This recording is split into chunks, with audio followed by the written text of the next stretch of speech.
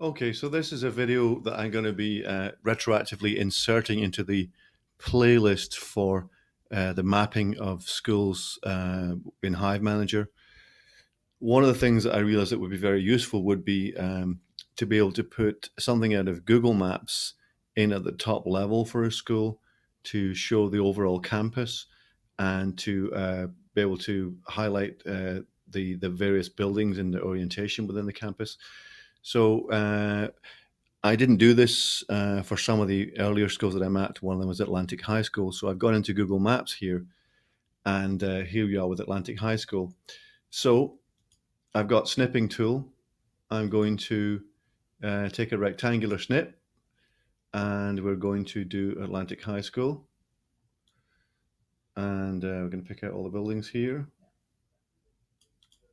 And here we are. We are going to save that. It's going to be in pictures. So we'll probably call it Atlantic Community High School Campus, PNG, and save that. We're going to go over to Hivemanager, Maps. We're already at Atlantic High School.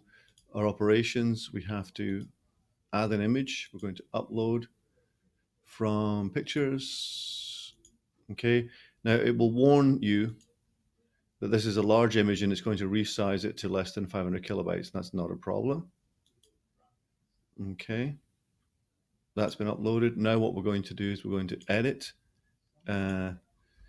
Atlantic High School. We're going to put in a background image. There we are, Atlantic Community High School Campus. We have to put in an estimate for its for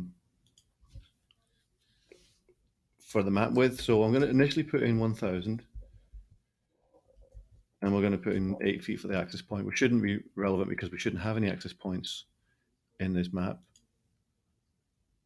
Okay, so next we're going to go back and use a feature which I wasn't aware of in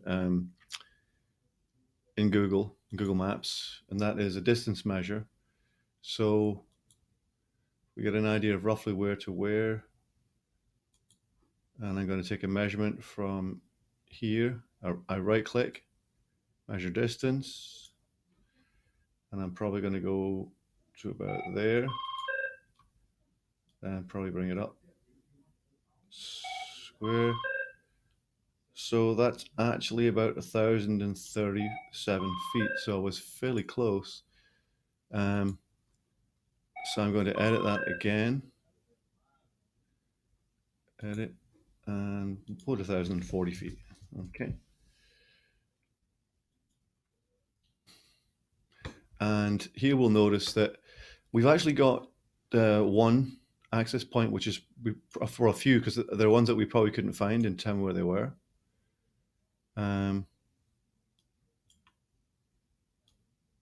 In fact, there's quite a lot of them here. This is kind of interesting. These may have been access points that were offline and have suddenly reappeared at Atlantic, but they're certainly giving us an issue. So I may have to look into those. But here we go. We've got a building. Oh, yeah, I see what's going on here. I've actually put this at Atlantic High School at the highest level, and what I probably should have done anyway. I'm going to pause the video. I'm going to move this over to Atlantic High School current. We've set 2 levels here because we're planning an upgrade.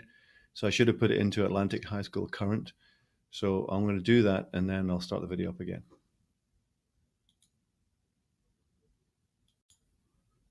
Okay, so here we are. I've left the campus up at the top level and also put it under the current. And here what you'll see is we have our buildings. I have to tell you, I can't remember which building is which in Atlantic High. I'll have to look that up. But, well, I certainly know that that's buildings 1 and 2. I believe that's building 6, 7 and 8. Anyway, so but what you're going to do is you're going to drag out these building icons and you're going to put them over the top of the buildings, the corresponding buildings.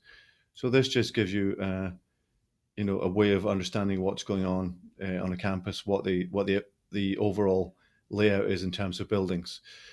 And of course, you may see occasional access points which haven't been assigned within the topology to a building and floor. So 11D 9CO is one of those. And when you do this, it will probably encourage you to look back into these access points that you perhaps weren't able to determine the location of, and to go back through that and see if you can figure it out.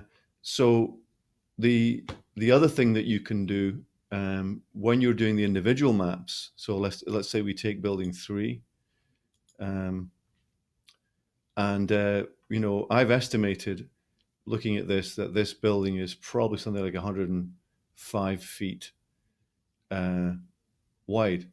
Well, if you know a specific building, you can actually take, so we've got this measurement here, which I took already for the overall campus width, and I'm going to right click and clear the measurement.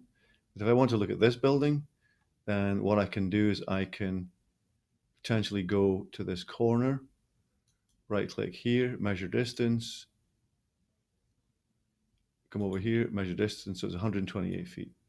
So that's going to give us a method of much more accurately gauging the width of buildings using Google Maps, so that when we go into the individual buildings that we're mapping, and we have to set their width, we should be able to be quite a bit more accurate and sure of building widths using data from Google Maps. So I thought that was quite useful generally to show.